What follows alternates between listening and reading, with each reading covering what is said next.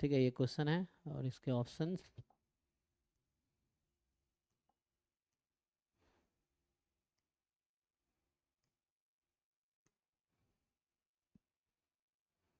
ये रहे options.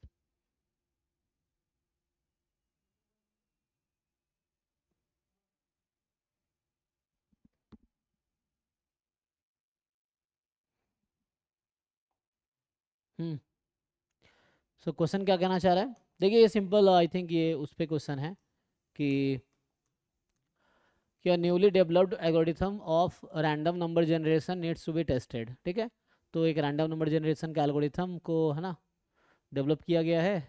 The first step is to check whether the sequence of numbers generated can be considered a random sample from a uniform distribution on interval 0 1।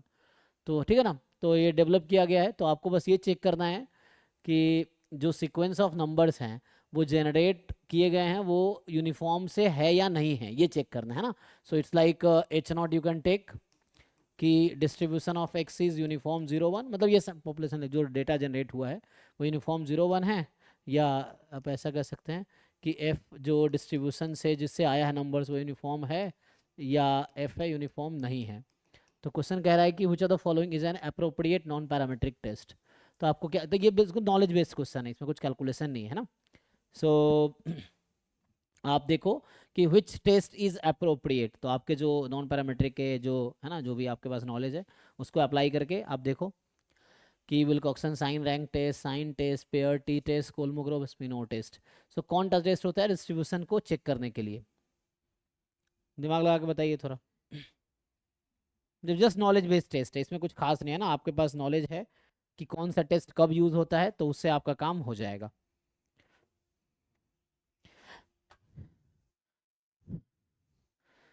देखो ये sign test और विल्कॉक्सन sign rank test तो median test I think, है ना, ये दोनों तो median test है ना, ये तो मीडियन टेस्ट है। अब ये 3 4 का बताओ, ठीक है ना।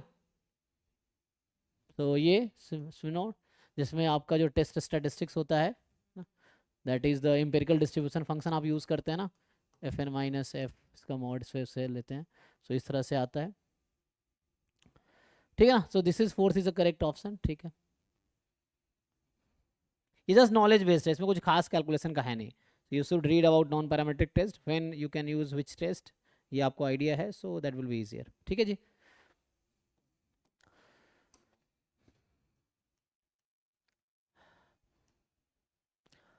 नेक्स्ट क्वेश्चन जो है,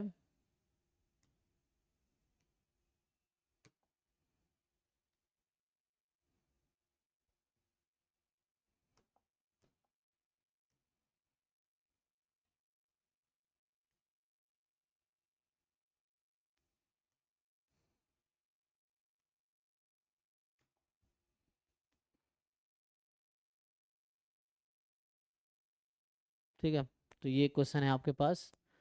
तो क्या कह रहा है ये कि suppose that x given lambda, ठीक है ना, तो एक्स गिवन लैम्बडा है, वो तो लिखा हुआ है Poisson lambda, right. so this is Poisson lambda and consider the exponential distribution with mean 1/4 as the prior। so lambda का जो prior है that is exponential with mean 1/4, मतलब rate 4 हो गया है ना। and if the observed value of x is 0, अब कह रहा है x की observed value 0 है, then which among the following is the 95% Bayesian credible या confidence interval for lambda of smallest length। तो आपको यहाँ सीखना पड़ेगा, है ना। So do you know how to find, या फॉर्मूला आपका कि 95% Bayesian confidence interval for lambda, तो आपको निकालना है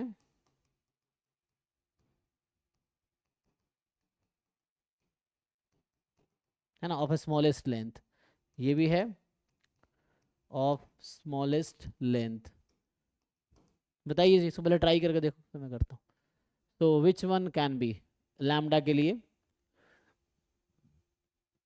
कह रहा है 0 to c होगा जहाँ c 0.95 है, 0 to c जहाँ c log 20/5 है ना, c2 एक्सपोनेंट e की power c where c is this, and -0.2 से c to 0.2 to c where c is this। so you think of try एक बार करो।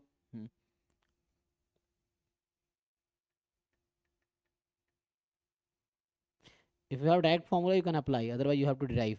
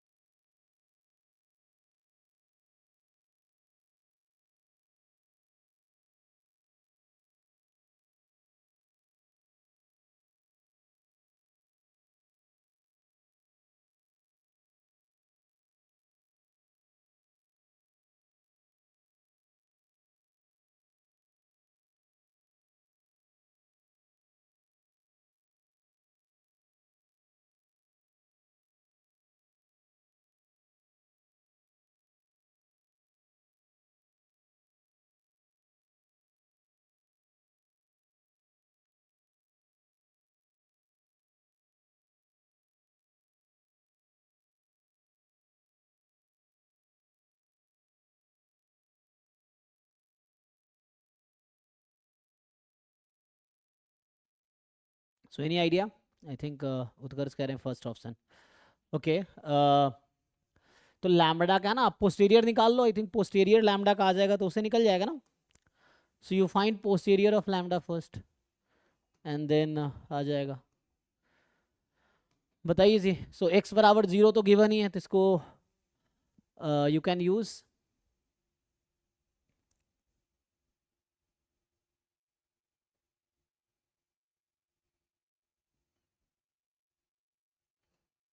है ना. वैसे यहाँ x बराबर 0 निकालेंगे व्हेन लैम्बडा इज नोन, तो ये कितना आ जाएगा, e की power minus lambda, lambda is to power 0.0 factorial, यही आएगा. और हमें पोस्टीरियर चाहिए, राइट. तो वैसे लैम्बडा का पीडीएफ क्या है, तो मैं वैसे लिखूँ. ठीक है ना, इसमें देख लेना. तो जैसे इस तरह से कुछ लिखे.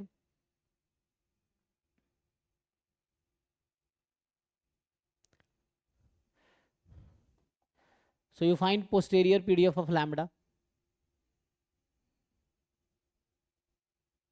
तो ना वैसे मैं प्रायर जैसे पाई से लिख दूँ अगर, तो प्रायर ऑफ लैम्बडा इज 4 ई की पावर माइनस 4 लैम्बडा, ऐसा आ जाएगा. देन पोस्टीरियर क्या आएगा लैम्बडा का.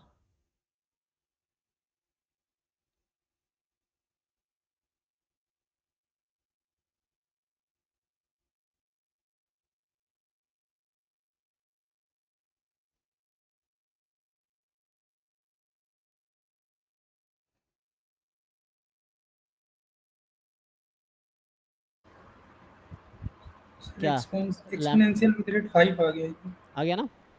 तो यहाँ से एक्सपोनेंशियल 5 आ गया. निकालना आता है सब लोगों को. ज्वाइंट लिखो लैम्बडा और एक्स का, and then divide by marginal of X. ठीक है, तो उससे आ जाएगा. अगर वैसे करना चाहो तो ये क्या होगा, ई की पावर माइनस लैम्बडा इंटू 4 ई की power minus 4 lambda upon, you just find marginal of x. तो एक्स तक दे रखा है. तो ज्वाइंट को क्या करोगे, एक्स के रेस्पेक्ट में इंटीग्रेट और लैम्बडा के रेस्पेक्ट में इंटीग्रेट ना. तो इस तरह से कुछ यही कुछ होगा जी. एक्स का सपोर्ट क्या है, अच्छा यहाँ पे तो समेसन करना पड़ेगा. एक्स तो वो है ना, एक मिनट. तो इससे आएगा, इससे नहीं जाएगा ना. इसमें आई थिंक है ना, एक मिनट, इसका प्रूफ कैसे करेंगे, स्कोर करना चाहे तो?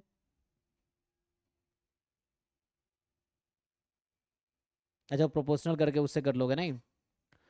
तो जैसे इसको प्रोडक्ट करेंगे तो क्या होगा, प्रोपोर्शनल करेगा ना, उस तरह कुछ हो जाएगा ना, कि दिस इज जो लाइक मैं बोलूँ कि लैम्डा गिवन एक्स, एक्स बराबर जीरो है ना। अच्छा, तो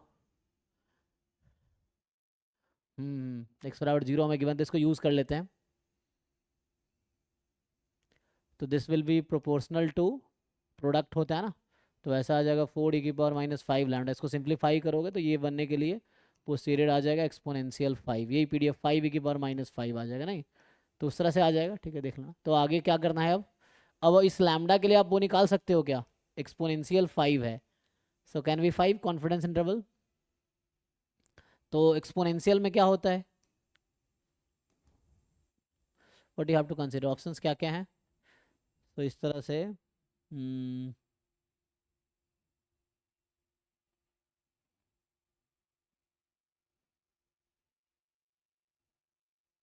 ना, तो इसके लिए जो स्मॉलेस्ट लेंथ का लेना पड़ेगा, जीरो से लेना पड़ेगा, है ना। तो बस ये जीरो से सी आप ये देख लो, X from zero to C and this is 95%, X नहीं लैम्डा के लिए चाहिए ना, तो लैम्डा इज दिस। तो यहाँ से जरा सी की वैल्यू निकाल लो। आई थिंक जैसे उन्होंने बताया फर्स्ट आ रहा होगा, फर्स्ट आ रहा है कि सेकंड आ रहा है, ऑप्शंस क्या है, एक लोगों ने आंसर किया है, फर्स्ट है या सेकंड है आंसर, क्योंकि होगा तो यही जीरो के अराउंड होगा। हाँ, सिर्फ सेकंड आ रहा सेकंड आ रहा है ना, हाँ सेकंड आएगा एक्चुअली।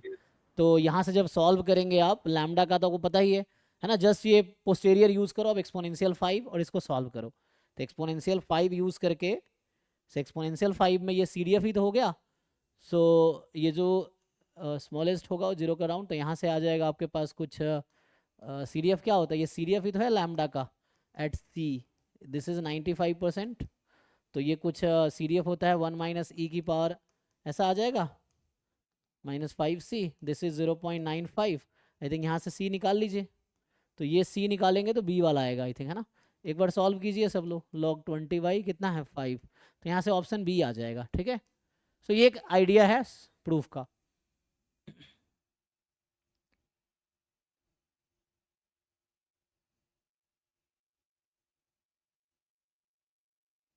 ठीक है, क्योंकि जो है ना पोस्टेरियर होगा वो प्रोपोर्शनल होगा इसके प्रोडक्ट का, जिन इसको PDF बना लो, PDF बनाने के लिए 5 ऐसा आएगा। ठीक है ना, ये आंसर आ जाएगा, चेक कर लो। तो इसका B होगा, ऑफिशियल में चेक कर लेना। जो C वाला ऑप्शन है, तो फिर दो पार्ट में कटा हुआ पार्ट इसमें जो है,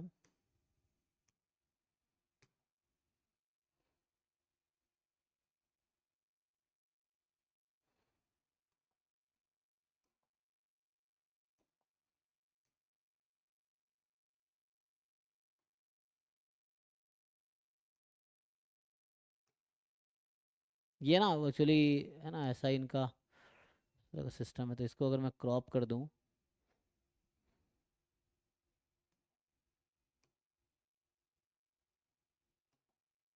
ठीक है, यहाँ भी क्रॉप कर दें,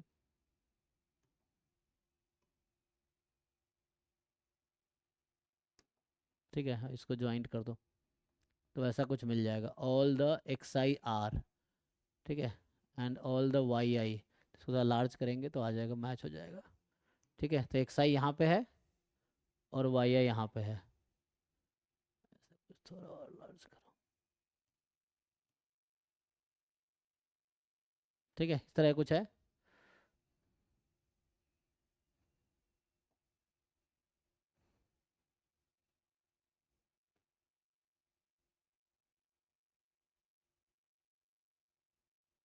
तो ऑप्शंस क्या है, जो ऑप्शंस हैं आपके पास,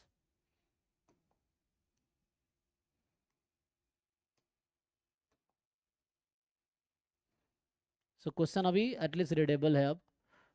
इसमें यह है कि आपको बताया गया है कि x1 x2 x1 y1 x2 y2 xn yn, है ना, ये बाइवेरिएट डेटा है आपके पास। So are bivariate measurement where n is more than 2, assume that all xi are distinct and all yi are distinct. ये पहले बता दिया कि xi डिस्टिंक्ट है, yi डिस्टिंक्ट है। लेट ये जो TP है यहाँ पे, है ना, टाउ P होगा आई थिंक। सो जो भी आई थिंक टाउ पी होगा. सो tau P denote the ordinary Pearson's correlation coefficient and R S denote the, ये भी आर हुआ ना, आर पी आर एस है क्या, ऑप्शन में सारे आर एस ही हैं. So R S denote the Spearman rank correlation coefficient. Suppose R P is 1. अच्छा, तो ये आर पी था इसका मतलब, ठीक है ना, ये आर पी है, this is R P not T P. So ये देखना है. So this is R comma P, ठीक है. So R P denote the ordinary Pearson correlation coefficient. R S denote the, तो आर पी की value आपको 1 दे रखी है, मतलब आपको बता रखा है कि जो ऑर्डिनरी पियर्सन कोरिलेशन कोएफिशिएंट है वो 1 है. आर एस है स्पीयरमैन, है ना, रैंक कोरिलेशन कोएफिशिएंट. सो आपको पूछ रहा है कि आर एस की वैल्यू इस सिचुएशन में क्या होगी, तो डायरेक्ट रिलेशन पूछ रहा है आपसे कि स्पीयरमैन, है ना, जो है रैंक कोरिलेशन कोएफिशिएंट, और ये जो ऑर्डिनरी पियर्सन कोरिलेशन कोएफिशिएंट, इन दोनों में क्या रिलेशन, अगर 1 है तो इसमें क्या हो सकता है, बताइए.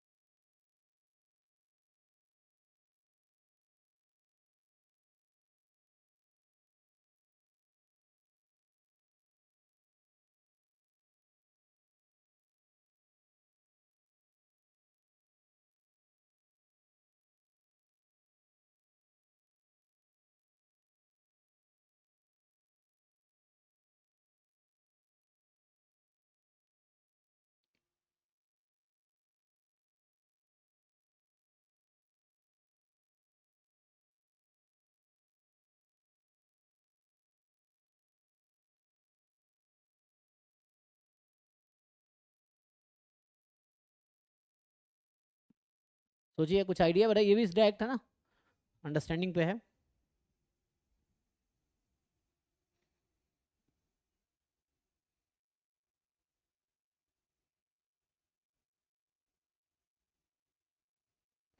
सो पियर्सन कोरिलेशन क्या मेजर करता है, linear relationship. And Spearman rank correlation क्या मेजर करता है कि मोनोटोनिक है कि नहीं, है ना, मोनोटोनिक रिलेशनशिप, ऐसे कुछ है ना. ये जो आर पी है, दिस मेजर्स कि कितना वो है, डिपेंड या लीनियर रिलेशनशिप है या नहीं, है ना. And R S checks whether monotonic behaviour है कि नहीं. अगर आर एस नेगेटिव है इसका मतलब कि एक इंक्रीज कर रहा है दूसरा डिक्रीज कर रहा है. आर अगर 1, आर एस 1 है इसका मतलब, है ना, सो मोनोटोनिक बिहेवियर चेक करता है ना ये. एंड आर पी 1 है इसका क्या मतलब है कि एक्स वाई लीनियरली रिलेटेड है, right. So X Y are linearly related. So what can you say about R S.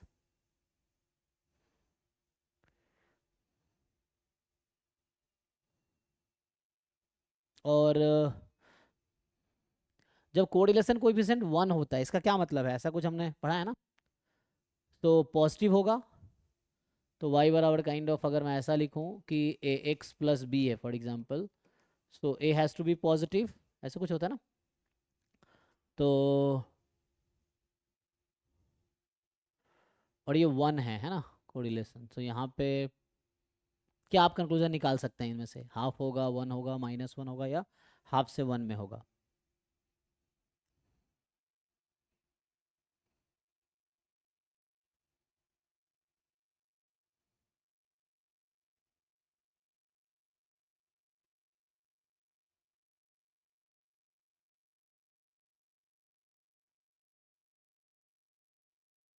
है ना, हाँ, बता रखा है एक्स आई डिस्टिंक्ट है और वाई आई डिस्टिंक्ट है, ये इन्फॉर्मेशन है हमारे पास.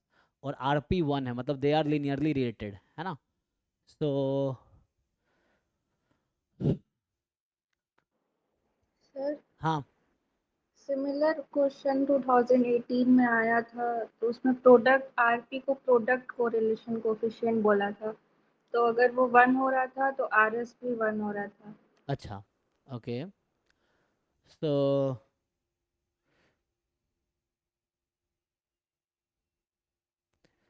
तो यहाँ भी यही मतलब है ना कि दोनों एक्स आई वाई आई जो है ना स्ट्रिक्टली इंक्रीजिंग होगा एक्चुअली, और चूंकि वो डिस्टिंक्ट है तो रैंकिंग भी दोनों की एग्जैक्टली सेम रहेगी। तो आर एस को ना 1 होना पड़ेगा, यहाँ भी 1 ही होगा आई थिंक, देख लो एक बार आप लोग। सो है ना, एक तो ऑल वैल्यूज डिस्टिंक्ट है एक्स आई वाई आई, और आर है ना, ये आर पी 1 है, मतलब they are exactly linearly related. So और पॉजिटिव है, तो इसका मतलब एक्स आई भी इंक्रीजिंग है, वाई आई भी इंक्रीजिंग है, दोनों they are perfectly increasing, and they are perfectly increasing, that's why R S will be 1। ठीक है ना, तो यहाँ 1 आंसर होगा। मतलब जस्ट इंटरप्रिटेशन पे कि आर एस और आरपी का क्या इंटरप्रिटेशन है, उस पर बेस पे आप डिसाइड कर सकते हो। एक बार और पहले आया जैसे मैंने बताया, तो वहाँ भी 1 ही था ना, इस तरह से। तो चूंकि आर पी 1 है ना, और यहाँ डेटा डिस्टिंक्ट है, so both are linearly related and both are increasing, so that's why they are perfectly है ना, मोनोटोनिकली इंक्रीजिंग है तो प्लस होता है, डिक्रीजिंग होता है है ना उसके अकॉर्डिंग, सो फिर माइनस हो जाता। ठीक है जी, तो ये रहेगा रिलेशन, तो यहाँ पे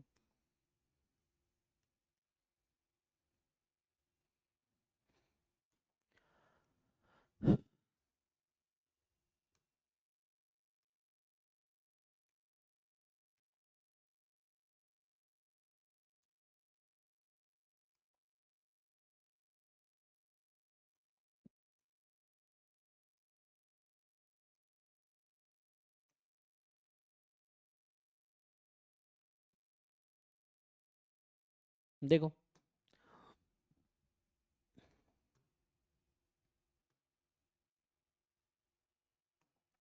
so they are asking consider a BIBD balanced incomplete block design with V treatment in B blocks, each of which has K plots. Let R denote the number of blocks in each treatment occurs. ठीक है, R denote number of blocks in each treatment occurs, in which sorry, R denote the number of blocks in which each treatment occurs.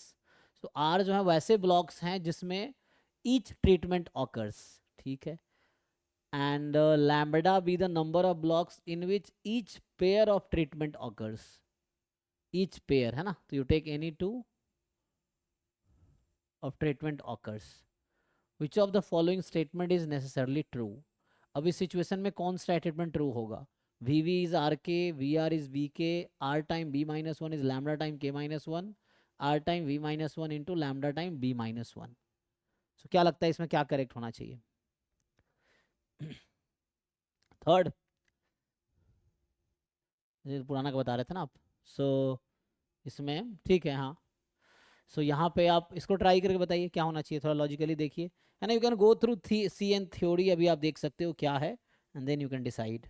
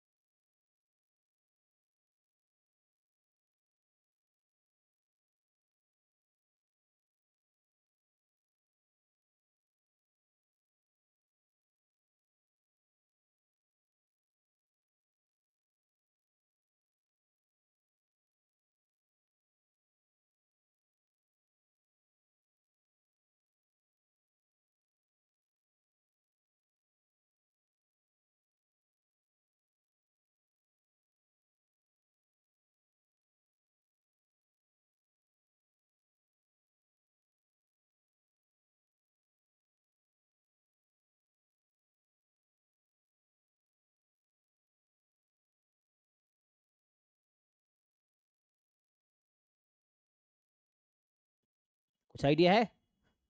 To आ रहा है ना। You just see the theory and try to relate, जिनको idea वही कर पाएंगे, क्योंकि अगर बिल्कुल आइडिया नहीं है फिर कैसे डिसाइड करोगे,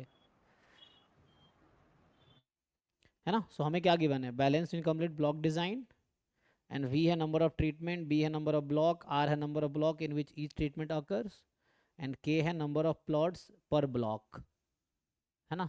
सो के, हाँ, number of plots per block. Sir ये जी सर ये सारे तो स्टैंडर्ड रिलेशंस है ना, तो सर इसमें सर क्या करना है? कुछ भी नहीं करना सर, इसमें तो डायरेक्ट दिख रहा है कि सेकंड वाला सही है। यस यस एग्जैक्टली वही मैं कह रहा हूँ, जिनको याद होगा वही कर पाएंगे ना। हाँ एग्जैक्टली, सो सिंपल रिलेशन है ना। सो इसमें डायरेक्ट रिलेशन है, स्टैंडर्ड आइडेंटिटी है ये। क्या आइडेंटिटी है ना, इसमें तो कुछ खास करना नहीं है ना, मतलब वही बोल रहा हूँ, जैसे जिनको नहीं पता है तो they have to go through and see the theory. जिनको याद है डायरेक्टली टिक कर लेंगे, जिनको नहीं याद है they can not do anything. In exam में तो कुछ नहीं कर पाएंगे ना, क्योंकि आपको पहले पढ़ना पड़ेगा। सो ये डायरेक्ट आइडेंटिटी है, ये वाला बी वाला, राइट। ये सर हाँ जब BIBD स्टार्ट होती है तो उसमें ये सारे के सारे मतलब दिए रहते हैं। जी वही, तो उनको याद करना पड़ेगा ना, तो आपको याद है इसलिए आपको आसान Yes. लग रहा है, ठीक है। ठीक है ना, तो इसमें कुछ खास नहीं है। ये सब आइडेंटिटी है, मतलब ये रिलेशन है, जस्ट आपको याद करना है। नेक्स्ट देखिए इसमें क्या बोल रहा है। जैसे आपको याद है डायरेक्टली टिक करोगे, नहीं याद है तो एग्जाम में मुझे लगता नहीं कुछ कर सकते आप, क्योंकि इसमें सॉल्विंग का कुछ नहीं है, जस्ट ये नॉलेज बेस्ड क्वेश्चन हो गया टाइप का।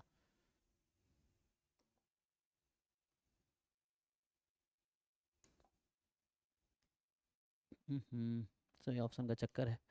तो यहाँ पे एक तो हिंदी में ना दिक्कत है, देखो तो ये जो है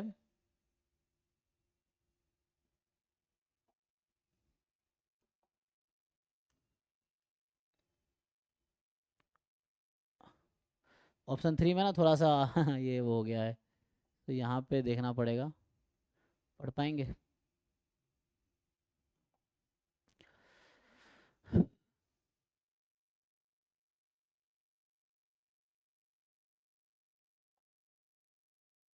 देखो तो इसमें बोल रहा है कि x1 x2 x3 x4 IID random variable है, इसका यूनिफॉर्म डिस्ट्रीब्यूशन 0 थीटा है ना।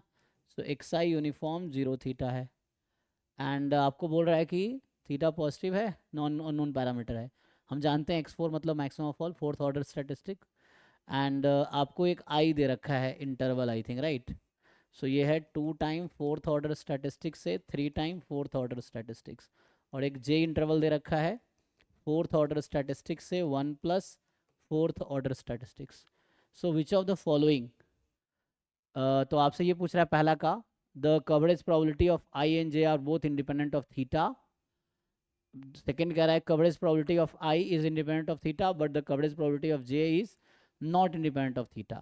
सी बोल रहा है वही इसी में रिलेटेड होगा, the coverage probability of J is independent of theta but the coverage probability of I is not independent of theta, and fourth है the coverage probability of both I and J, मतलब ये ही check करना है कि किसका coverage probability theta पर depend कर रहा है, किसका नहीं कर रहा। I and J दो कॉन्फिडेंस इंटरवल आपको दे दिया, so you have to just find confidence coefficient, right.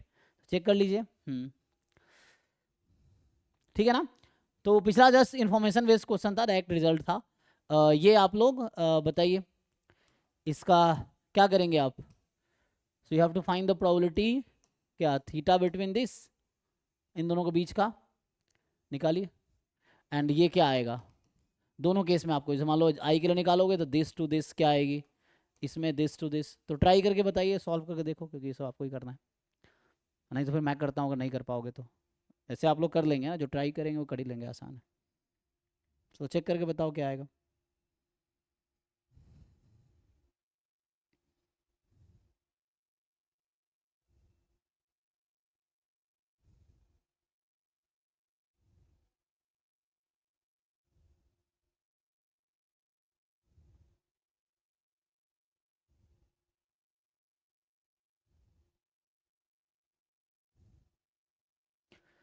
ठीक है ना, ट्राई कीजिए और आंसर बताइए क्या आना चाहिए।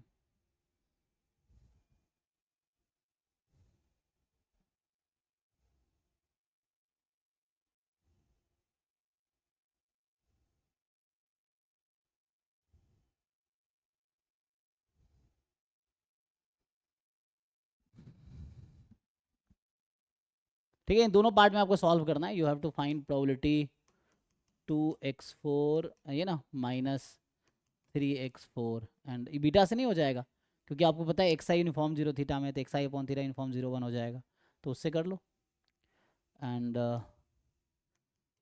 फोर्थ ऑर्डर स्टैटिस्टिक्स से 1 प्लस फोर्थ ऑर्डर स्टैटिस्टिक्स, किसका वैल्यू थीटा पे डिपेंड करेगा। इसका ऐसे ही दिख रहा है डिपेंड नहीं करेगा, पता है क्यों, क्योंकि यू नो एक्स आई जो है हमारे पास, यहाँ जो हमने कहा एक्स आई जो दे रखा है वो यूनिफॉर्म 0 थीटा है, and x I upon theta क्या होगा, यूनिफॉर्म 0 1। और आप जानते हैं एक्स फोर अपॉन थीटा क्या होगा, क्या होता है जी, बीटा, बीटा में 4,1, है ना, 4 सैम्पल साइज था।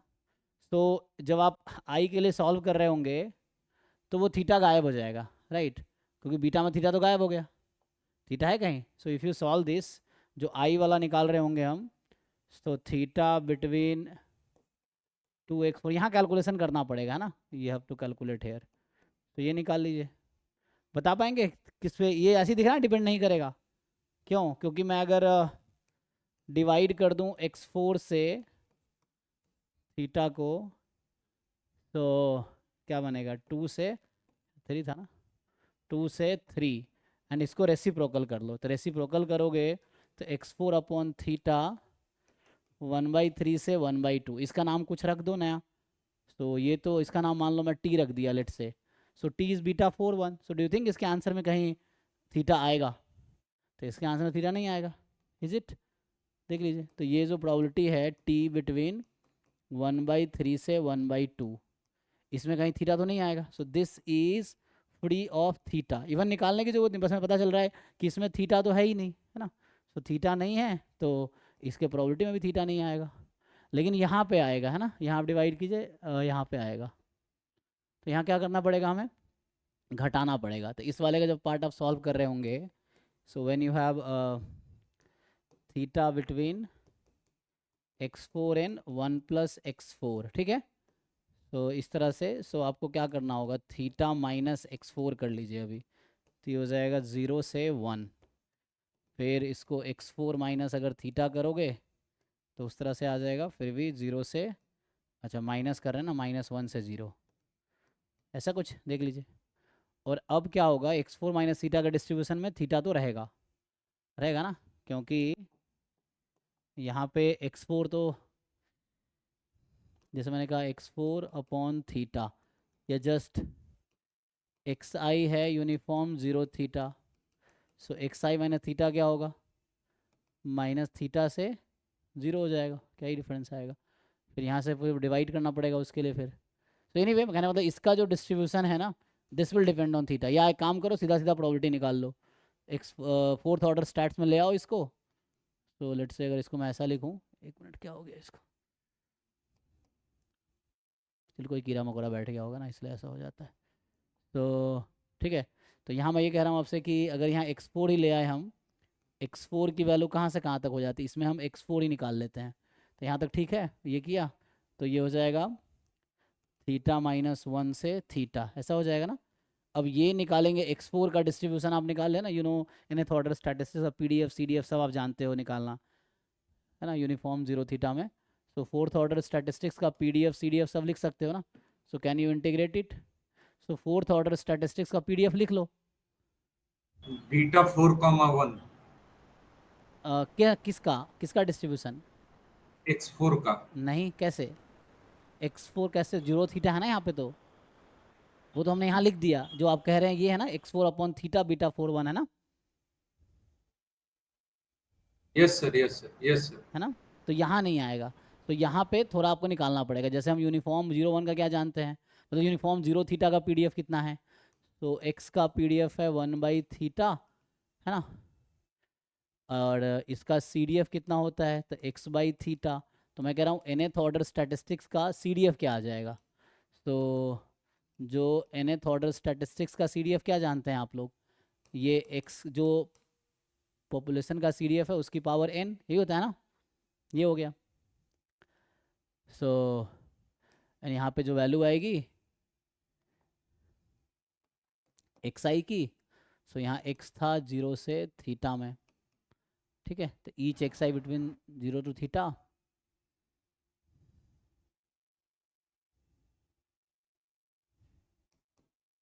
तो ये nth ऑर्डर स्टैटिस्टिक्स भी 0 से थीटा में ही होगा।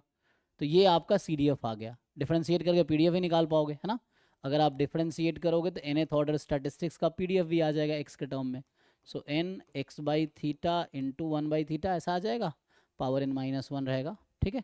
सो यहाँ से ये आ गया and this is the PDF of nth order statistics 0 through theta. अब इसको अगर आप इंटीग्रेट करेंगे तो क्या आएगा, थीटा तो आएगा ना। अब ये डिपेंड करता है कि थीटा क्या है, थीटा उसने कहा था पॉजिटिव है, तो ये तो नेगेटिव साइड चला गया, तो मेनली हमें जैसे थीटा बिटवीन 0 टू इन्फिनिटी है ना। अच्छा, तो यहाँ पे देख लो, मतलब जो भी होगा थीटा पे डिपेंड, हमें एग्जैक्ट आंसर नहीं चाहिए है ना, we don't need exact answer, we just want कि वो थीटा के टर्म में आएगा या नहीं आएगा, थीटा से फ्री आएगा। सो यहाँ सिंपली दिख रहा है कि it will depend on theta, ठीक है, यहाँ PDF है, so it will depend on theta, so this will depend on theta, और ये था this is free of theta, ये था फ्री ऑफ थीटा, ठीक है। सो कहने का मतलब जो I का इंटरवल है फ्री ऑफ थीटा होगा, J का है डिपेंड ऑन थीटा, तो उसके अकॉर्डिंग आंसर आ जाएगा, चेक कर लो जी, ठीक है। फिर तो सर फोर्थ होगा ना। हाँ ऑप्शन हाँ नहीं, फोर्थ क्यों होगा, अगर I and J दोनों की डज नॉट डिपेंड। अब ऑप्शन पे आते हैं, इसमें तो ये कह रहा ना, अब ऑप्शन पढ़िए, यहाँ ऑप्शन लिखा हुआ है, क्या लग रहा है आपको क्या होगा ऑप्शन। I की coverage probability does not depend on theta and J probability depend on theta, think carefully, बाकी लोग देख लीजिए। सर, अभी तो आपने कहा कि सर दोनों का मतलब थीटा पर डिपेंड करेगा, आई हाँ और जे पर। कहाँ मैंने कहा ऐसा, ऐसा कहा जी, बाकी लोग बताओ भाई क्या ऐसा मैंने कहा है, बताओ भाई दो, नो सर। मैंने ऐसा तो नहीं कहा, हम दो क्वांटिटी निकाल रहे हैं ना, हम I के लिए यहाँ निकाल रहे हैं और J के लिए यहाँ निकाल रहे हैं, तो हमने क्या कहा I का जो निकाला है, सो इसकी प्रोबेबिलिटी थीटा पे डिपेंड नहीं करेगी, देखिए आप ध्यान से, ये लिखा भी है मैंने यहाँ पे, free of theta, so I के करस्पॉन्डिंग जो आपकी कवरेज प्रोबेबिलिटी आएगी वो थीटा से फ्री आएगी, लिखा है free of theta, and J के करस्पॉन्डिंग जो कवरेज प्रोबेबिलिटी आएगी that will depend on theta, लिखा तो है, तो इसके अकॉर्डिंग आंसर लिख लीजिए, ठीक है। हाँ, so coverage probability of I will be free of theta and coverage probability of J will depend on theta, ये है तो उसके अकॉर्डिंग आंसर आ जाएगा।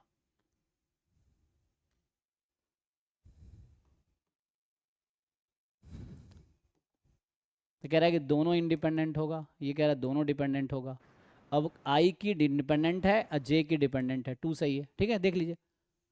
सर ये वैसे कवरेज प्रोबेबिलिटी का क्या सर मतलब ये होता it's like confidence coefficient, confidence coefficient जानते हैं ना आप, है? Yes sir, what is yes. Definition of, जैसे मैं बोलता हूँ कि T1 T2 is 100 1 minus alpha % confidence interval for theta, तो ये तो कॉन्फिडेंस इंटरवल है, तो कॉन्फिडेंस कोएफिशिएंट आप क्या जानते हैं,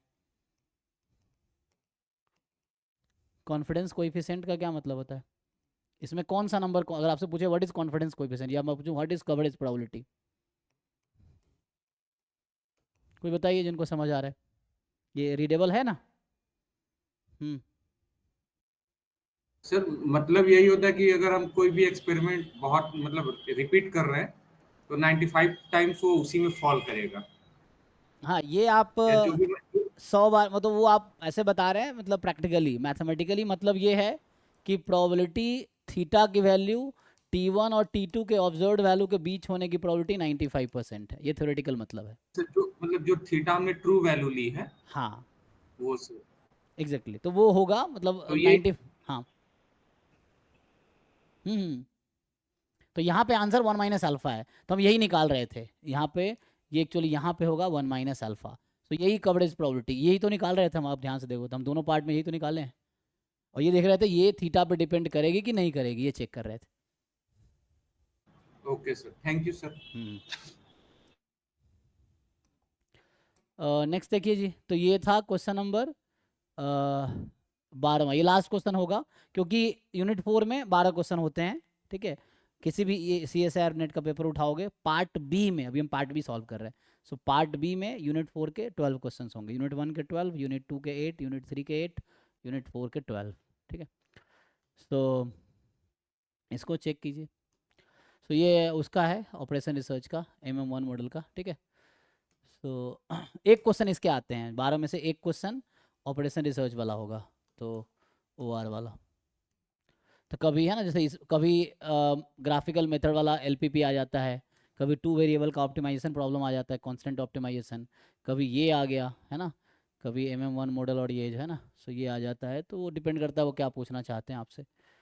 तो ये डायरेक्ट भी फॉर्मूला ही है, जिन लोगों को याद है, यहाँ भी कुछ करने को नहीं है, ठीक है ना, ये जस्ट इट इज़ फॉर्मूला। आपको फॉर्मूला याद है तो हो जाएगा, नहीं याद है कुछ नहीं होगा। मतलब ये स्ट्रेट फॉरवर्ड फॉर्मूला, ये मैंने क्लास में लिखाया भी होगा, ये थ्योरी क्विज़ कराया था ना मैंने, MM1 मॉडल पे हमने 3-4 क्लास लिया भी था। सो देखिए जिन लोगों ने नोट्स बना रखे हैं मुझे बताइए कि consider the MM1 queuing model with, है ना, traffic intensity rho less than 1, the probability of having n customer in the system at a steady state is given by. ये सिंपल फॉर्मूला है। तो जो हैं, जो लोग उस बैकग्राउंड के जिन्होंने नोट्स बनाए, आंसर बताइए। स्ट्रेट फॉरवर्ड आंसर है, ये प्रूफ करने की जरूरत नहीं है, थ्योरम फॉर्मूला है, मतलब सिर्फ से कि ये हमने क्लास में लिखाए भी हैं, आप चेक कर सकते हो नोट्स।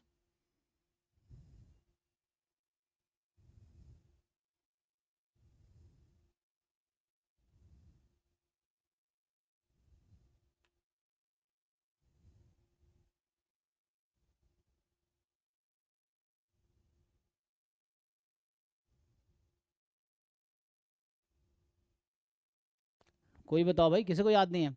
Anyone tell? ये संजीवनी अक्सर सॉल्व करती थी, और ये तो बड़साली ये लोग कर देते ना। तो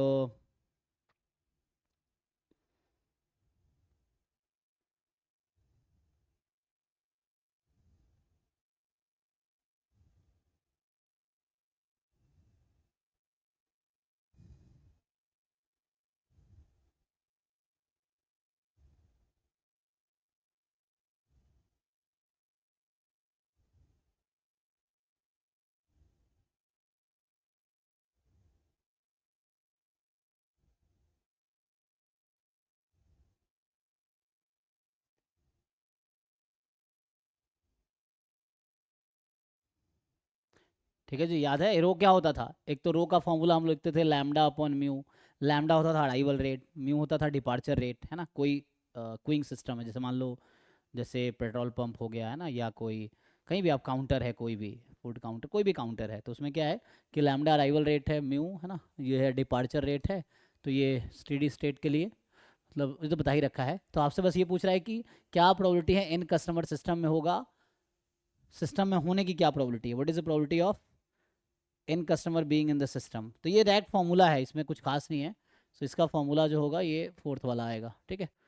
so that you can see, बहुत सारे फार्मूला हमने लिखाए थे जब क्लास इसका लिया था, तो 12-15 फार्मूला लिखाया था डिफरेंट, कि क्यू में है कितने लोग, सिस्टम में होने का क्या है, ठीक है ना। तो सिस्टम का मतलब क्यू प्लस काउंटर, इस तरह से मतलब है, हाँ, मतलब इन द सर्विस, यही ना।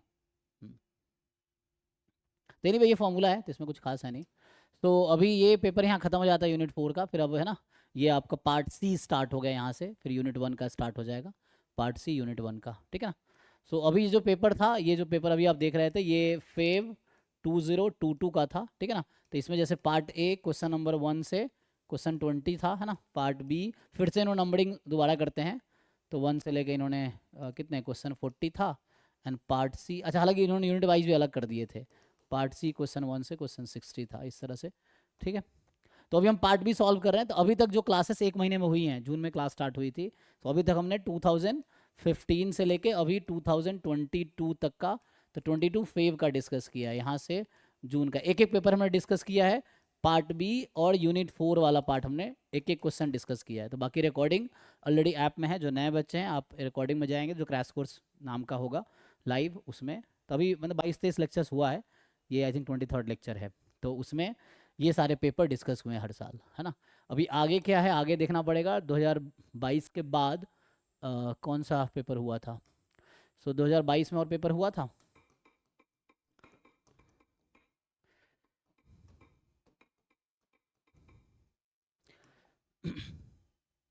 तो ये लोगों ने अपलोड कर रखा है हमें 2022 का। देखते हैं 22 में और कौन से एग्ज़ाम हुए थे। ये तो फरवरी वाला था, 22 में दिसंबर में भी हुआ होगा। तो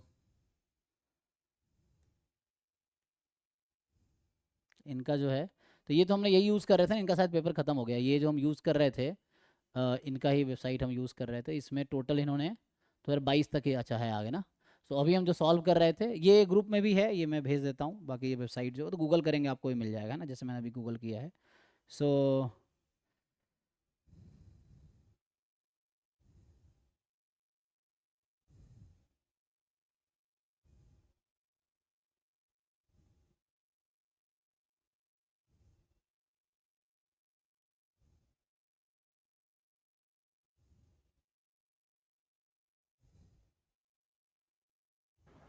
सर वो दिसंबर में नहीं हुआ था सर, वो जून के साथ मर्ज हो गया था, अच्छा ऐसा है। 2023 के साथ। हाँ वही देखते हैं तुम्हें क्या है।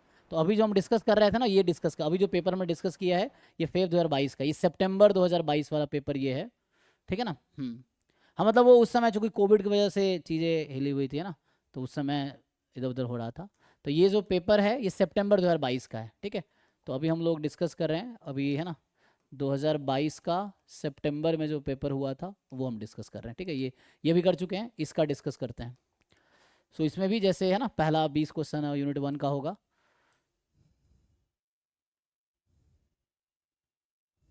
एंड उसके बाद फिर 40 क्वेश्चन जो होगा वो यूनिट ए मतलब यूनिट बी का, पार्ट बी का होगा। तो ये पार्ट बी में 4 यूनिट है, मतलब पार्ट ए के 20 क्वेश्चन होंगे, पार्ट बी के 40 क्वेश्चन होंगे, उस 40 में यूनिट 4 के 12 क्वेश्चन होंगे।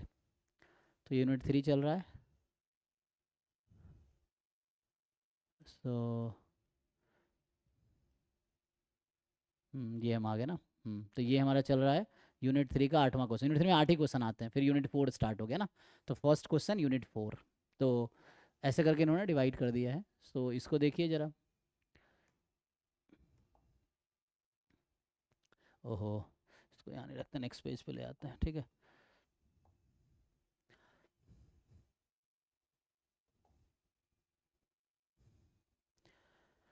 ये है, इसके ऑप्शंस क्या हैं, तो ये जो ऑप्शंस हैं वो ये हैं।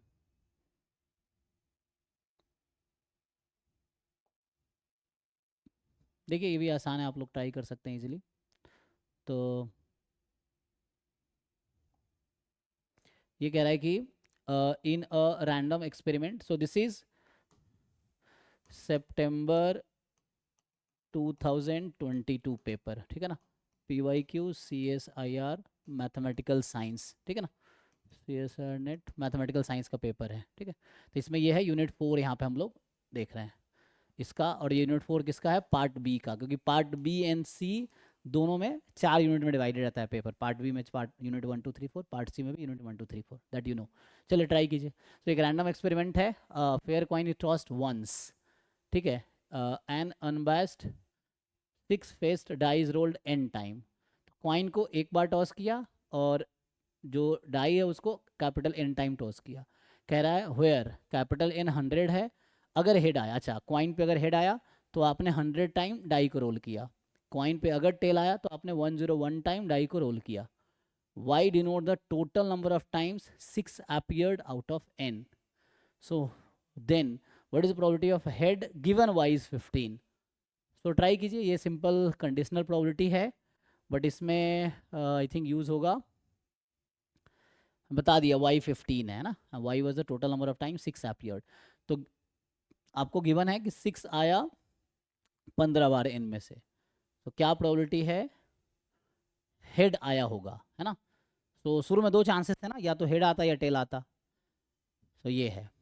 तो 1 मिनट टाइम लीजिए, आप लोग ट्राई कीजिए, फिर मैं ट्राई करता हूँ, ठीक है। सो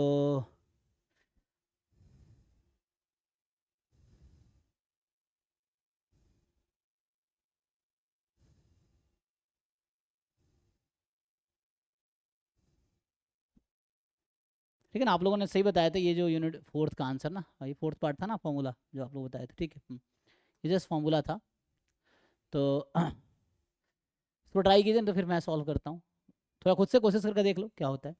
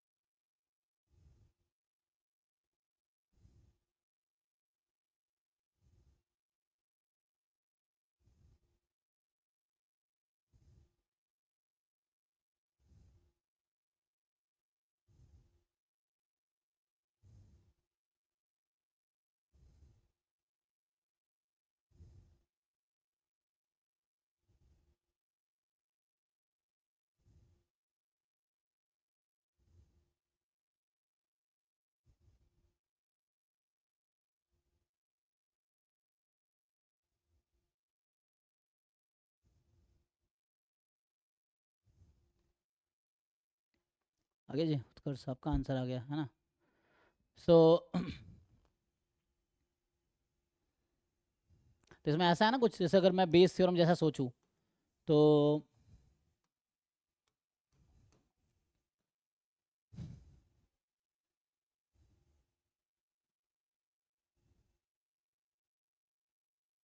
वैसे तो y का डिस्ट्रीब्यूशन आपको क्या लगता है क्या होना चाहिए? तो देख के पता चल रहा है number of successes in an trials. तो वैसे तो है ना y होगा बाइनोमियल कैपिटल N कॉमा 1/6, यही ना होना चाहिए जी। Number of times 6 appeared out of n, but वो n है ना वैरी करेगा। तो यहाँ से जैसे आपसे पूछा हुआ है probability of getting head given y is 15, तो आप इसको अगर अप्लाई करेंगे सो यूजिंग क्या यूज़ करना चाहेंगे? मैं अगर वैसे समझाऊँ आपको बेस थ्योरम वाला, E1 is head, E2 is tell, है ना, कुछ भी आ सकता है, एंड देन इवेंट A है y इज इक्वल टू 15, तो ये कहीं ना कहीं E1 गिवन A है, और बेस थ्योरम का फॉर्मूला लगाएंगे। So probability of E1 into A given E1 upon probability of A, है ना, और इसको फर्दर लिखेंगे। So probability of E1 into A given E1 upon ये हो जाएगा समेसन, मतलब दो पार्ट में इसको ऐड कर लो इसी को, है ना। सो इसी को अगर हम ये आ जाएगा एंड प्लस इसी को ऐड कर लो यहाँ पे। तो इसमें ये है कि दिस E2 ठीक है, तो इस तरह से आ जाएगा। ये जो मैं लिख रहा हूँ ये बेस थ्योरम है ना, यही है probability of E1 given A। Okay जी, सो ये फॉर्मूला इसमें अप्लाई कर लीजिए, सब कुछ पता है आपको। So probability of getting head 1/2, क्योंकि क्वाइन क्या था, फेयर क्वाइन था। Probability of getting tail is 1/2। अब हमें क्या चाहिए, ए गिवन E1 ए गिवन E2। सो ये तो आसान है ना। सो प्रोबेबिलिटी ऑफ y मतलब ए गिवन E1, सो ए गिवन E1 का क्या मतलब है, A given E1 means y is equal to 15, given E1 आपका है E1 इज हेड, है ना, मतलब हेड आया। तो अगर हेड आया, ठीक है, सो अगर हेड आया तो n 100 है, ठीक, तो उस केस में y का डिस्ट्रीब्यूशन होगा, ठीक है ना। ये टू सिचुएशंस हैं, एक केस में होगा बाइनोमियल 100 कॉमा 1/6, दूसरे सिचुएशन में होगा बाइनोमियल 101,6। किस पर डिपेंड करेगा, हेड आया तो टेल आया तो, है ना, यही चीज़ है। सो अंडर हेड और टेल सिचुएशन। सो जैसे अभी दो लोगों ने आंसर किया, दोनों का A1 आया, इसका मतलब 1 ही सही होगा, है ना। सो आप लोगों ने फाइंड कर ही लिया है।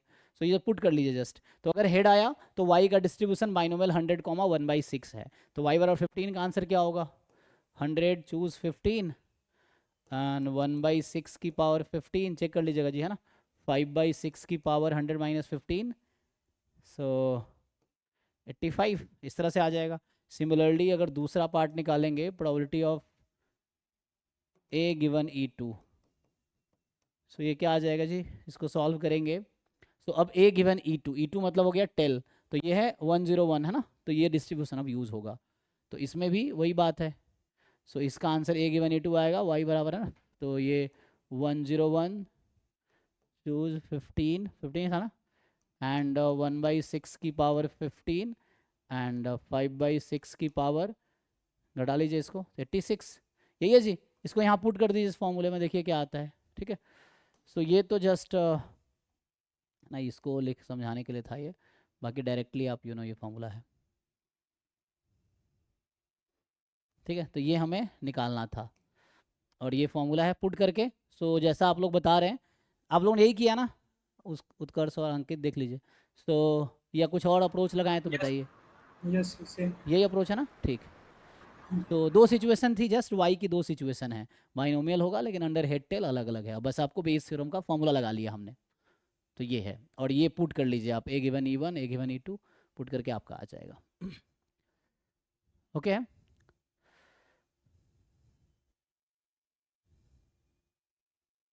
ठीक है, तो ये आ जाएगा। ओके, तो ये पहला क्वेश्चन यूनिट 4 का था, सितंबर 2022 वाले पेपर में ये दूसरा क्वेश्चन आया। तो इसमें है कि सिर्फ इंग्लिश वाला पार्ट रखते हैं। ठीक है, एंड ऑप्शंस ये है।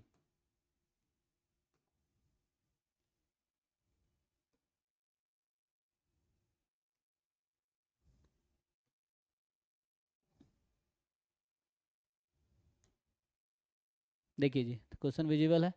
सो नाउ हमें कह रहा है कि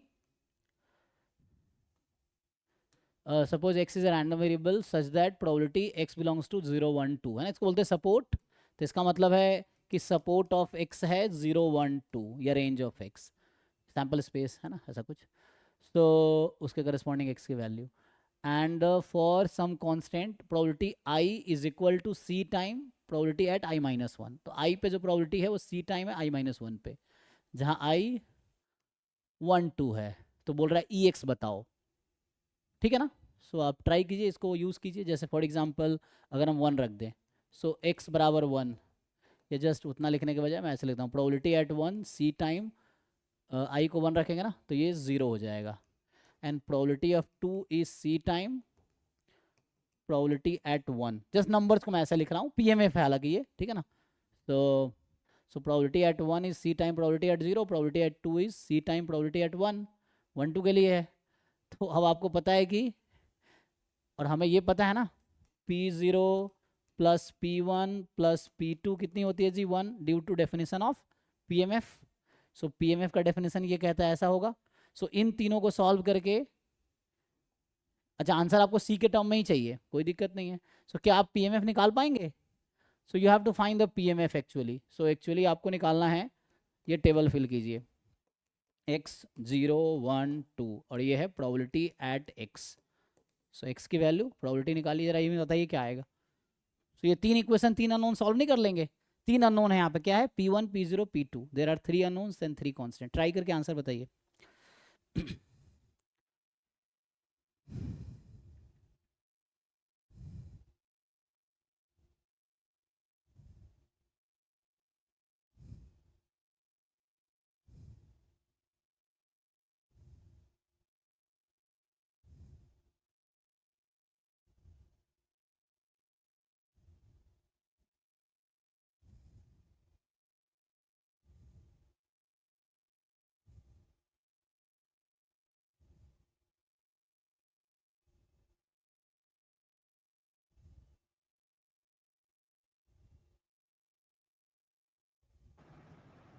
सर ऑप्शन 2। 2 आ रहा है, ठीक है। हाँ तो सर। बाकी लोग देख लीजिए, PMF निकाला आपने या ऐसे ही डायरेक्ट आ गया? PMF आया है? सर 0 पे P आ रही है, 1 पे CP आ रहा है और 2 पर C स्क्वायर P आ रहा है। जहाँ P क्या है? कैसे? नहीं, ये P क्या है, स्मॉल p क्या है, किसको लिया हुआ आपने स्मॉल p? प्रोबेबिलिटीज लिए मैंने। Probability at 3? नहीं नहीं, समझे नहीं। Probability at x equal to 0। 0, अच्छा अच्छा वैसे, ओके। तो तो इससे एक्सपेक्टेशन निकालेंगे, तो P आपका कैसे गायब हो गया? 0 P तो निकालना पड़ेगा ना अलग से। सर इसके हाँ बाद सर जब ये सर वो P हाँ,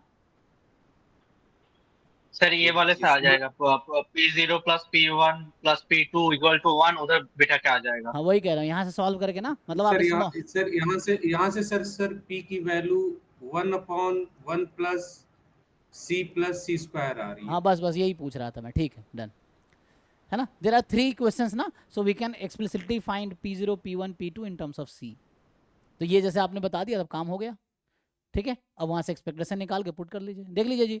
सो इक्वेशन 1, इक्वेशन 2, इक्वेशन 3, इन तीनों इक्वेशन को सॉल्व करके you have to find P0 P1 and P2। जैसे इन्होंने बताया कि जैसे P0 का नाम P रख दिया तो ये C टाइम P होगा और ये C स्क्वायर टाइम P होगा। इन तीनों को ऐड करके 1 कर देंगे, क्योंकि ये दे रखा है, तो इन तीनों को ऐड करके 1 कर देंगे, P की वैल्यू ये आ गई, तो एक्चुअली ये आ गया। अब बस आप एक्सपेक्टेशन निकाल लीजिए, ठीक है। सो अब कुछ करने की जरूरत तो है नहीं, तो बी ऑप्शन सही है, ठीक है। सो अभी थर्ड क्वेश्चन ना, ये है थर्ड क्वेश्चन यूनिट 4 का। तो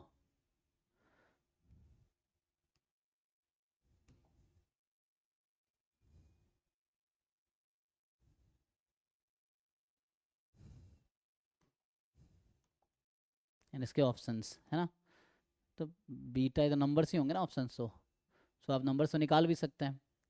तो ये आपके ऑप्शंस हैं 0.95,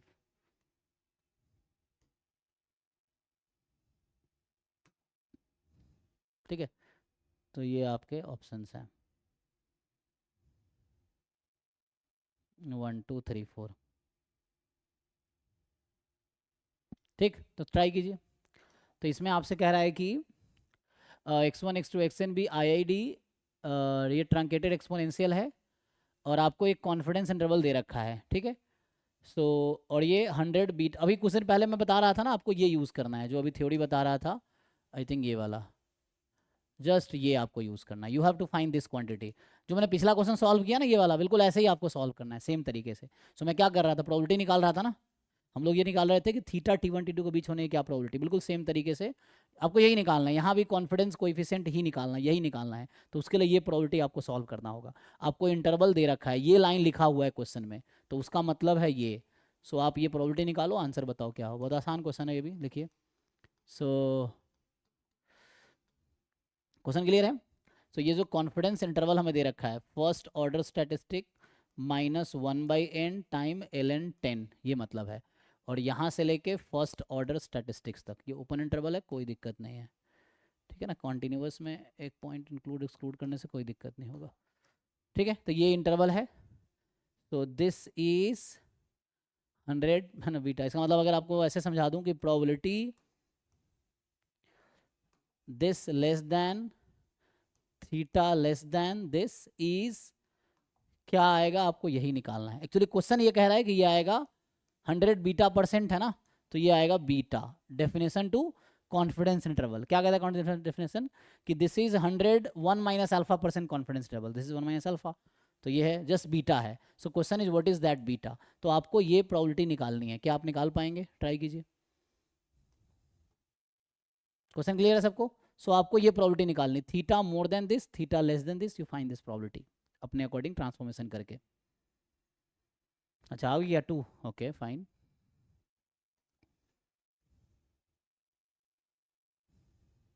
सो यहाँ ट्रंकेटेड एक्सपोनेंशियल है ना, आप देखेंगे तो इसका मतलब है कि x माइनस थीटा का जो डिस्ट्रीब्यूशन होगा ना, वो एक्सपोनेंशियल 1 होगा, मतलब xi माइनस थीटा का।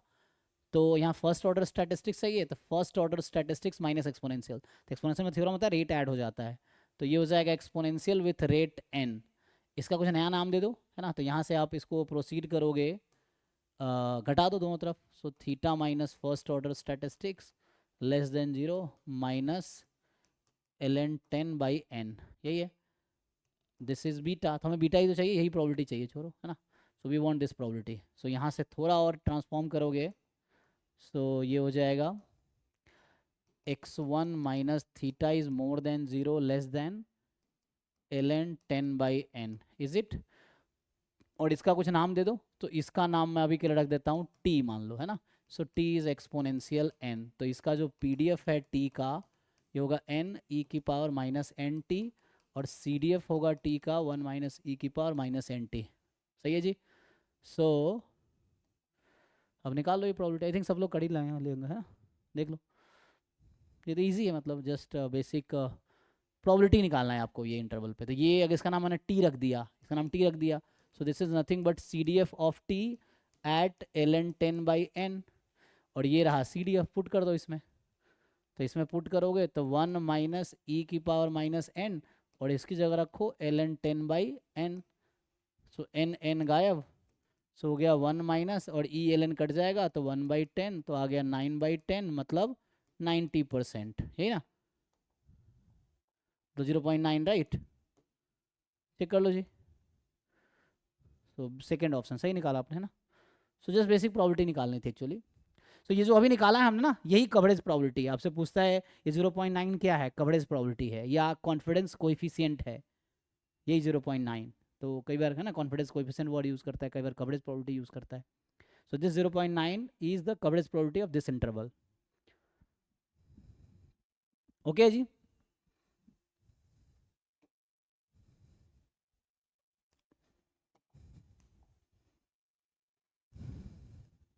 ये फोर्थ वाला देखिए। तो यहाँ आपसे कह रहा है कि चलो इस पूरे को बुला लेते हैं।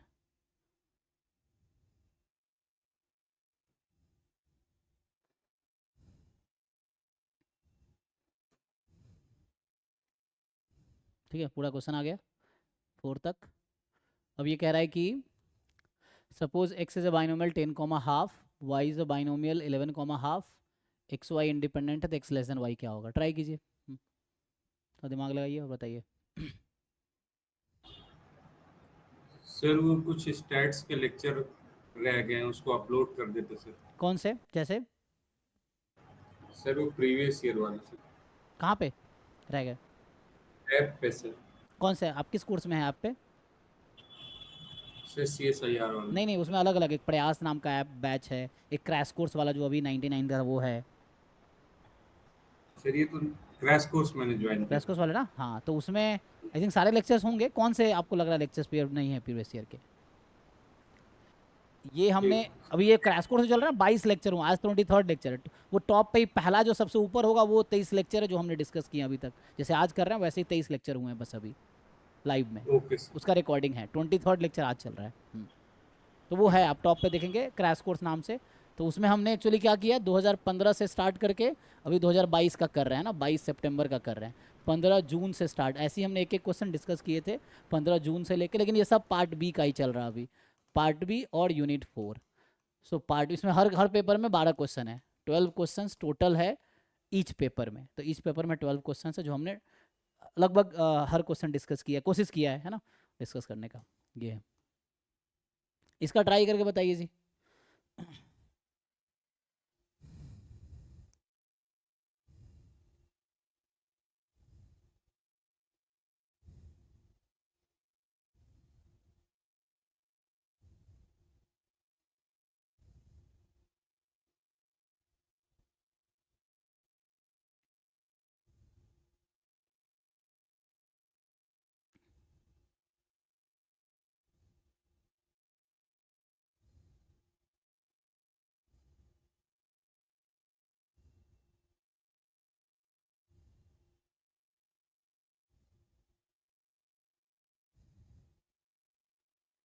ठीक है, दो रैंडम वेरिएबल है, दोनों बाइनोमियल है, तो x लेस देन y होने की क्या प्रोबेबिलिटी होगी?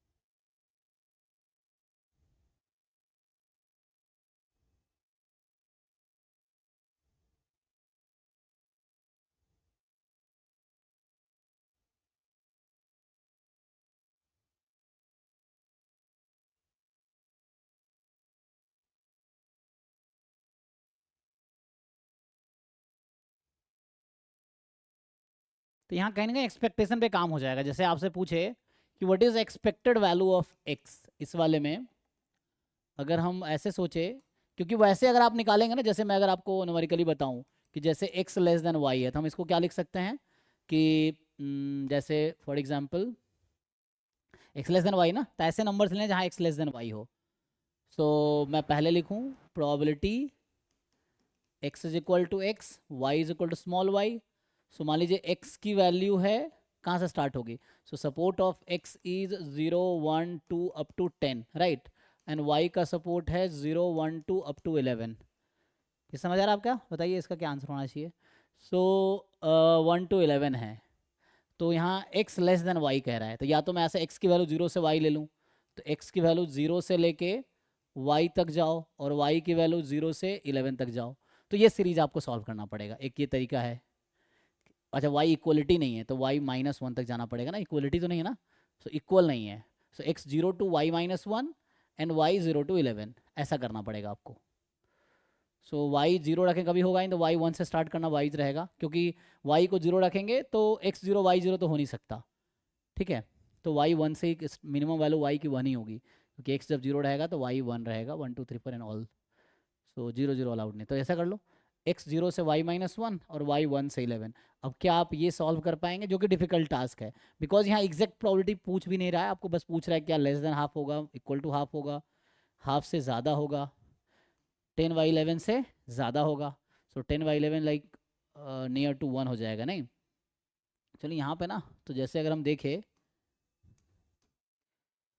x के पास 11 पॉसिबल वैल्यूज है, y के पास 12 पॉसिबल वैल्यूज है, right. So what is expected value of x, तो वैसे है 5। What is expected value of y, 5.5। So what do you expect, usually क्या होगा,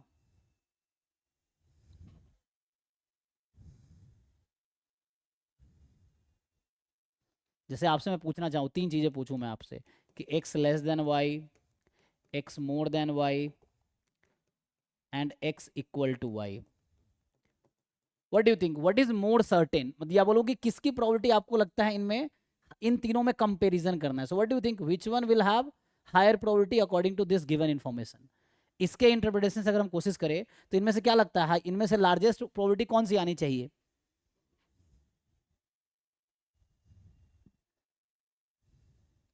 x की एक्सपेक्टेड वैल्यू 5 है ना, y की एक्सपेक्टेड वैल्यू 5.5 है, तो यूजुअली जो एक्सपेक्टेड वैल्यू है, so y is likely to be higher than x randomly. तो इससे ये समझ आता है कि y मोर देन x जो होगा ना, उसकी प्रोबेबिलिटी ज़्यादा है compare to x more than y। तो इससे ये तो मुझे समझ आता है कि ये लेस देन हाफ होगा और ये मोर देन हाफ होगा, ये यहाँ से कुछ इंटरप्रिटेशन टाइप का आ रहा है। अल्लाह इन तीनों का सम 1 होगा, है ना, इन तीनों को आप ऐड करेंगे तो सम 1 आ जाएगा। एक्सपेक्टेड वैल्यू से वी कैन एक्सपेक्ट इट, मैं ये कहना चाह रहा हूँ, ठीक है ना, बिकॉज y की एक्सपेक्टेड वैल्यू 5.5 है, x की 5 है, दोनों बाइनोमियल है यहाँ पे, सो इस तरह से है। So the probability x will be less than y, that is likely to be more than half because of expected value, and x more than y ये हाफ से कम ही होगा। मैं पूछ रहा था x लेस देन y ना, तो x less than y is more than half, तो है ना, तो इससे ये इंटरप्रिटेशन थोड़ा समझ आता है। तो ये तो फिर आउट हो जाएगा, ये भी आउट हो, एग्जैक्ट हाफ कब होगा, जब दोनों आईआईडी होता, तभी नहीं होता क्योंकि इक्वलिटी नहीं है ना, हाँ तभी नहीं, सो एग्जैक्ट हाफ तो नहीं आएगा। Otherwise if you can find the sum, देख लो, ये बहुत कॉम्प्लिकेटेड होगा, बहुत टाइम लेगा सॉल्व करने में। ये बहुत एक लार्ज नंबर 1 के करीब है, तो इतना नहीं होगा कि ये 1 के करीब चला जाएगा, है ना, तो इतना नहीं होगा, तो इससे लेस ही होगा, ठीक है। तो इस इतना तो नहीं होगा कि इससे भी ज़्यादा हो जाएगा, 10 है ना, 10/11 ये राउंड है ना, 1 के करीब का नंबर 0.8 या 0.9 के करीब आएगा ये, ठीक है।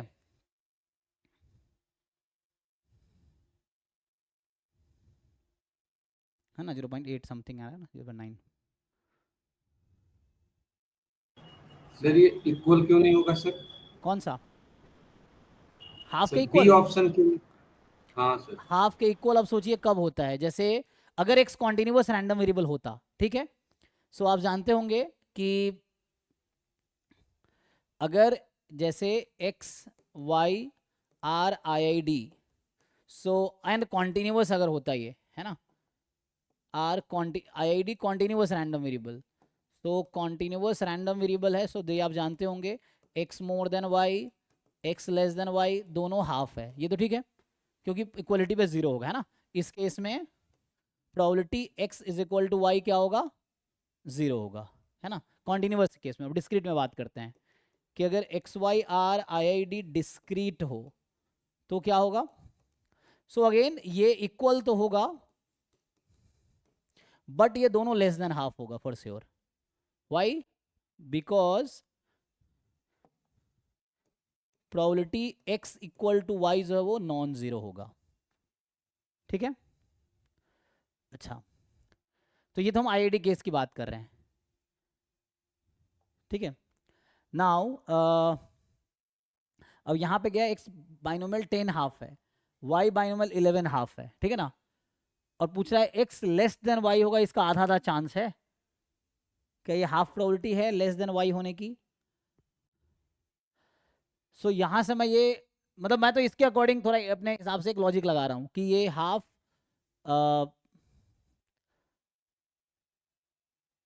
मतलब इन जनरल में भी, बट यहाँ पे नहीं होगा, है ना। अब ये क्यों होगा इसको देखना है। सो मतलब ये ऐसा इंट्यूशन है मेरा, ठीक है ना, इसको प्रूव करके देखना पड़ेगा। तो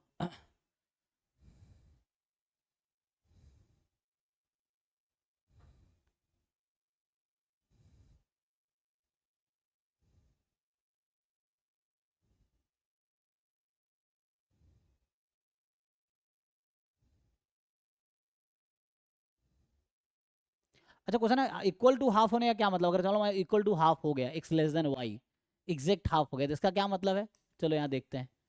तो अगर प्रोबेबिलिटी x आप जो कह रहे हो उस क्लेम को हम है ना कॉन्ट्रडिक्शन मेथड से ट्राई करके देखते हैं। Suppose x less than y is half, suppose, है ना, ये हमने अज्यूम कर लिया। तो इसका क्या मतलब है कि x more than equal to y भी हाफ होगा, कॉम्प्लीमेंट इसका, ठीक। सो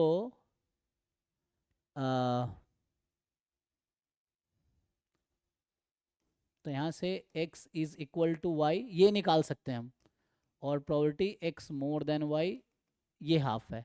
सो this probability can be calculated easily, यहाँ से अगर आप ये निकालते, सो आई थिंक ये में भी आसान हो सकता है कैलकुलेट करना, कि probability x is equal to k, independent भी है ना, तो इसको अलग अलग कर दो, probability y is equal to k, और दो समेसन लिखने के बजाय यू राइट सिंगल समेसन, तो समेसन k, अच्छा लेकिन यहाँ पे दोनों वैल्यू है ना, हाँ तो लेकिन इक्वल ले रहा है तो 0 से 10 तक ही ले सकता है ना, 11 तो ले नहीं सकता। तो ये हो गया, इसके सम निकाल के देखो जरा, इससे आइडिया लग जाएगा। तो इससे एक ये पता चल जाएगा, अगर इसकी एग्जैक्ट वैल्यू हमने निकाल लिया तो हमें इसकी एग्जैक्ट वैल्यू मिल जाएगी x मोर देन y की, और इसकी एग्जैक्ट वैल्यू आ गई तो इसकी भी आ जाएगी। वो तो ये भी कर सकते हैं, एक तरीका ये भी है कि जैसे अभी मैं कह रहा हूँ कि हमने ये निकाला, क्या हम ये प्रोबेबिलिटी निकाल सकते हैं, तो ये प्रोबेबिलिटी आप निकाल सकते हैं, तो ये आ जाएगा इसके हेल्प। अच्छा लेकिन ये तो आपको चेक कर रहे हैं हम ना, so we are just checking, तो इससे आपको मिल जाएगा आंसर जो आप ढूंढना चाह रहे हैं ना, कि मैं जो कह रहा हूँ कि ऐसा क्यों नहीं, कॉन्ट्रडिक्शन आ जाएगा यहाँ पे।